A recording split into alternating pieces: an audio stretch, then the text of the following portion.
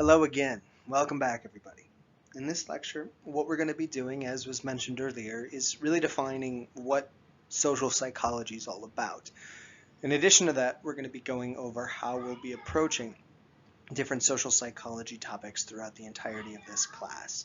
Hopefully, after you're done with this, you'll have a much clearer sense of where we're going to be going and why we're doing some of the things that we'll be doing throughout the entirety of this class. So let's get started first by just defining what makes social psychology social psychology. To understand what makes social psychology unique, one of the things I always like to do is just go back to what the definition of psychology itself is as a whole.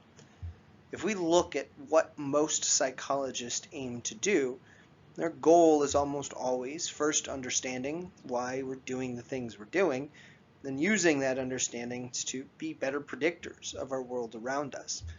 This happens for pretty much every branch of psychology. Clinical psychology, cognitive, personality, essentially anything you can think of usually has a focus on understanding why we're doing what we're doing to predict things in the future, with, of course, different takes on what we're trying to understand and predict. And this is true for social psychology as well. An attempt to understand things is always the first step. But in social psychology, what we're focusing most of our attention on are these things called social factors. There's some of the terms that we're going to be discussing that are very similar to it, but essentially what we're looking at here is things that are happening in the environment that are impacting us. Usually, most people in social psychology focus on the impact on an individual that the social environment has. There are some individuals in social psychology, though, that will focus also on how an environment could potentially impact a group. And then when we start talking about groups and individuals, one of the caveats that many people start to get into is the interaction between how people themselves can impact groups and how groups can impact the individual.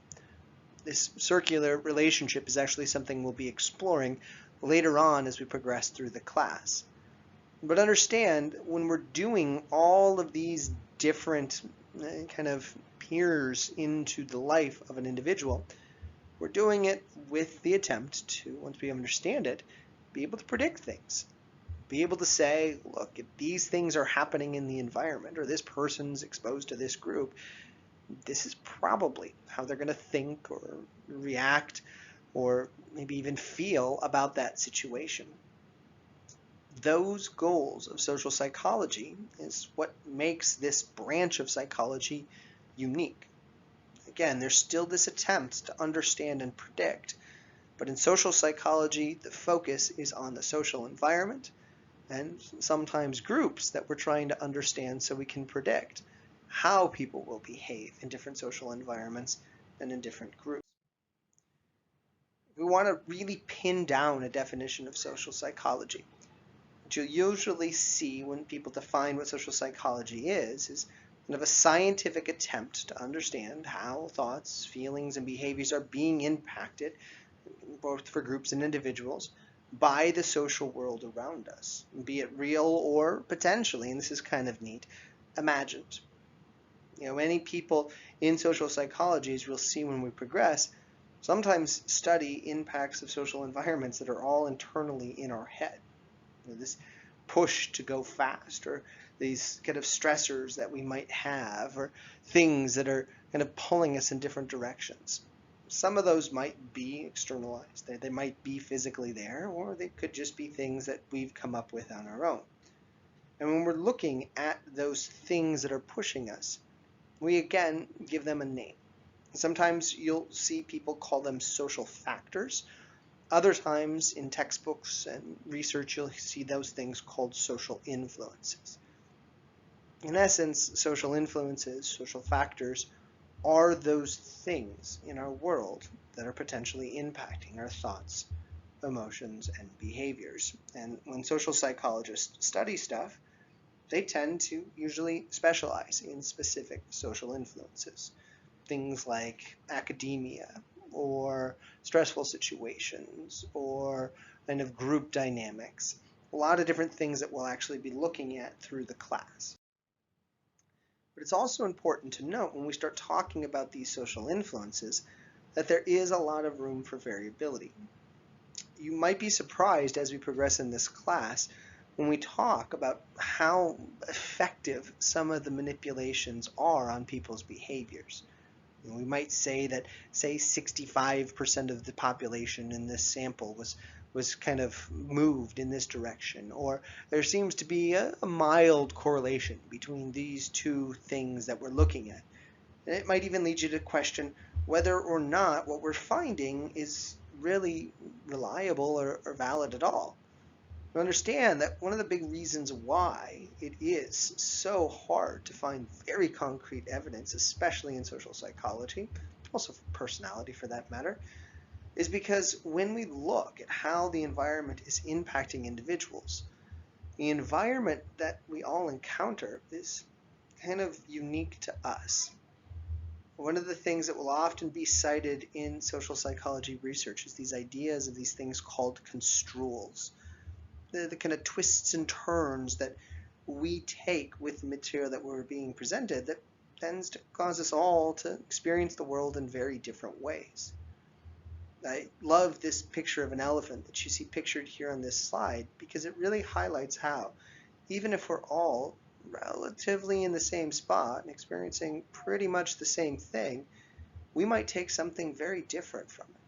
Because how we're impacted by the social environment is highly dependent upon what it is we're seeing, what it is we're making sense of, and what it is we're bringing into that specific situation. So if we talk about how being rushed impacts us, or how when somebody's very nice to us, it changes our behavior, our thinking, our emotions, we have to appreciate that not all people will see the same event that a social psychologist is setting up as being one that's rushing us, or one that somebody's being nice in.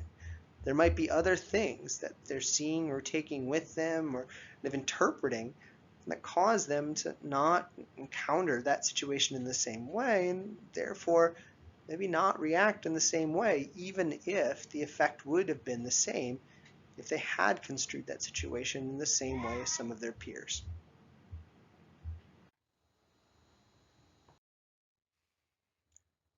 So what else makes social psychology unique then?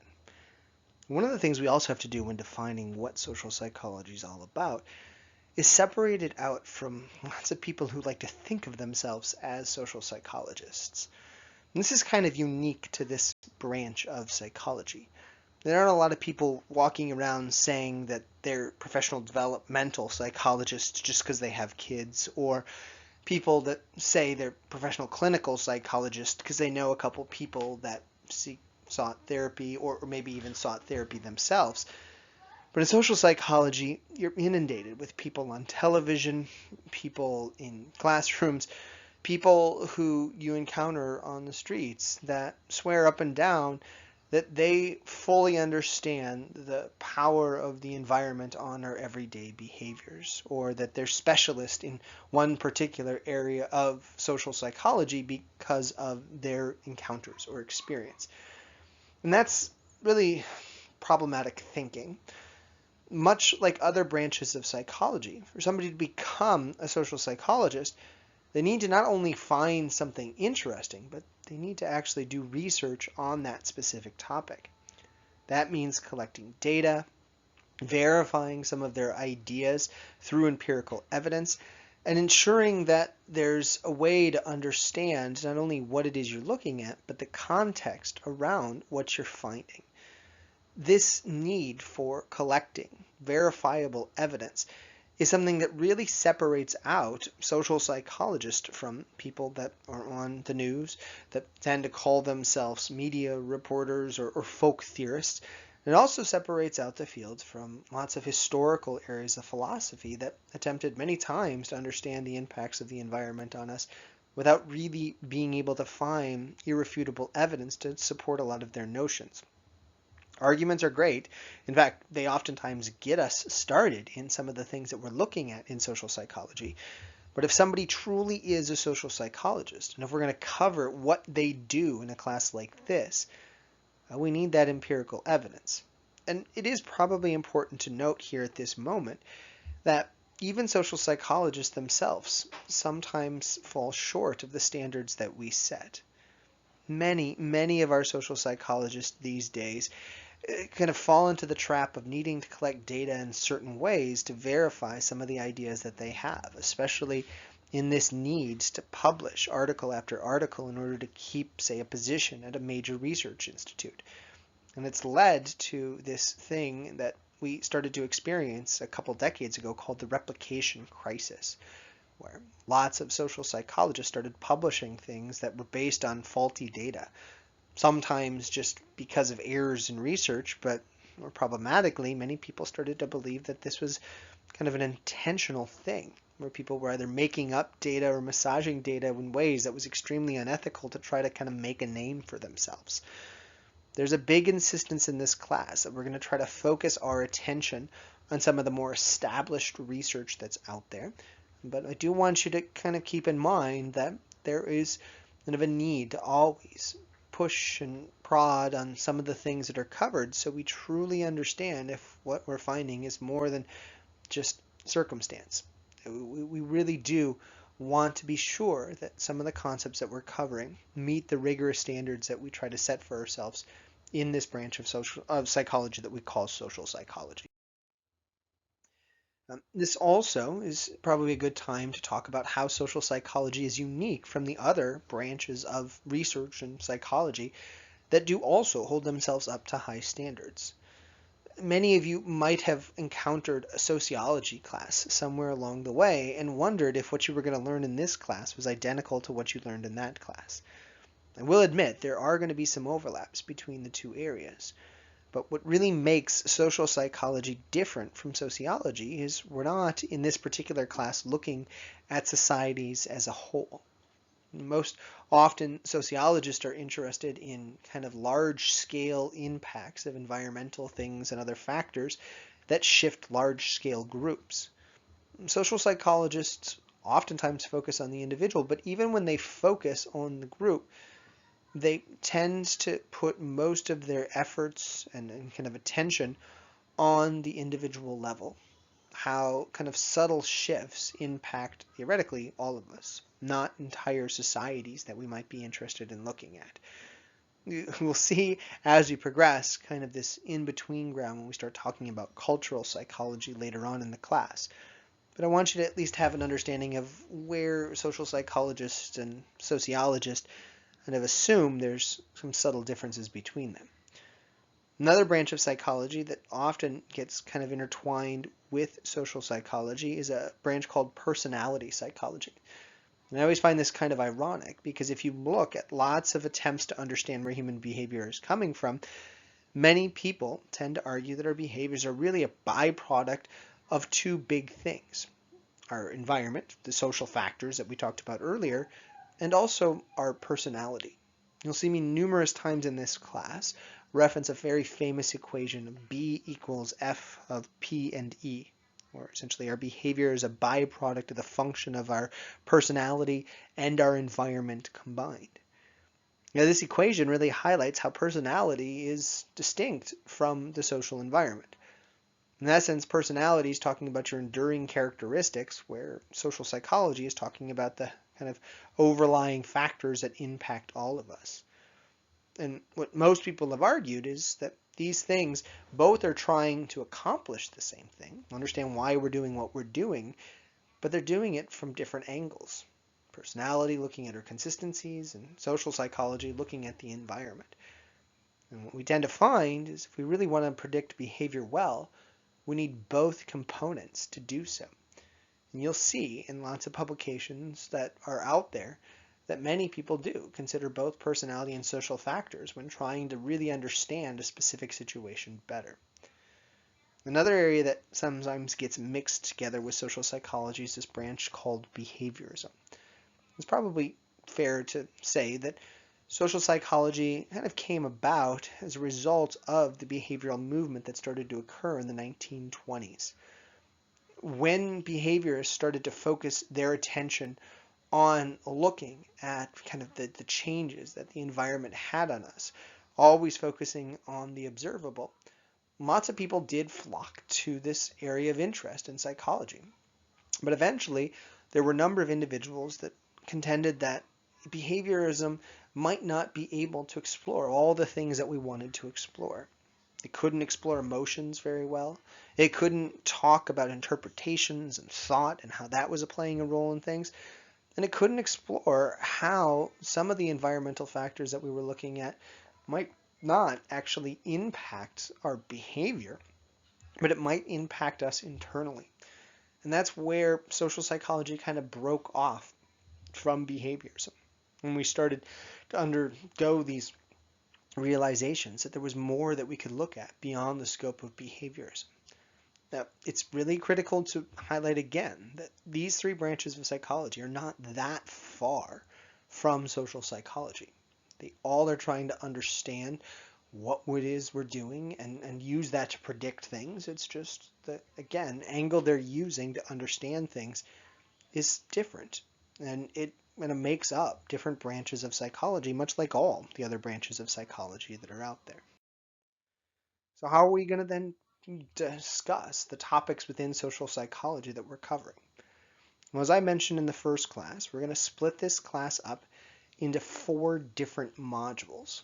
The first section linked to an exam is going to focus a lot on what we call social thinking. This is going to give us the ability to explore things like social cognition, emotions, sense of self, big topics that really are kind of the cornerstones of social psychology. We'll then transition into looking at social influences, where we explore how groups can impact us and how the conformity can really change the way we behave. Essentially, we'll try to discover how all these moving components to our environment are really changing us at any given time. In the end, we'll look at kind of specialized topics that sometimes people call social relations, when we look at attraction and aggression and pro-social behavior, and a kind of overarching topic that really bleeds into a lot of stuff called stereotypes. Essentially, breaking things up into 3 different components is a pretty doable thing, that you will find, and this is important to note, lots of overlaps between these areas. And this brings me to a really critical thing that I want to bring to your attention before we close up today. In this class, I'm going to do the same thing that most social psychologists do when trying to cover topics. I'm going to try to cover things sort of as a narrative, of ebbing and flowing and going between topics that are related. But I want you to understand that in social psychology, what we study is so interrelated that the narrative can change dramatically even if we're trying to cover the same exact material. It's not that we disagree on things, it's just we choose to incorporate certain things together in a story that makes the story slightly different. There's different turns and different things that are added into different sections. And this is particularly true with the textbook and how I'm going to cover material within this class. Even within the first 2 chapters that you're supposed to read for this class, you'll find many times where something covered in the book is not covered in the lecture, and in fact is covered much later in future lectures. And you'll find times when we're covering stuff in lecture that's not covered in the book that will oftentimes pop up in the book in a completely different place. That does not mean that there's any disagreement between the text and myself. In fact, I'm pretty sure I'm very well aligned with a lot of the people that wrote the book, since I've known many of the individuals linked to this textbook for a number of decades at this point. It means essentially that the way we're telling our story is slightly different. And we're going to get to the same end point. It's just we'll get there at different paces. So if you're looking for what to focus on when watching the presentations and studying for the exams, know that what we're covering in the presentations is going to be the primary thing that we're going to focus on in the exams, and it's going to be the primary thing that you're going to see in the written assignments. But don't just skip over that stuff that's not covered in those presentations when you're reading the textbook, because those things will oftentimes pop up again later on. And if you skip them now, it'll be much more difficult to understand those other things later on. I hope all these things can help you as you're progressing. And I hope now that we've covered this, you have a better understanding of what social psychology is all about. And that gives us the ability to have our first written assignment and then turn our attention to our first kind of broad areas of social psychology. They're called social cognition and emotion. Please, if you can, make sure you do those readings if you haven't already. Make sure you put some effort into that write-up, and hopefully I'll be speaking with you again in the near future when we get over the next topics of social cognition and and emotions. Take care all.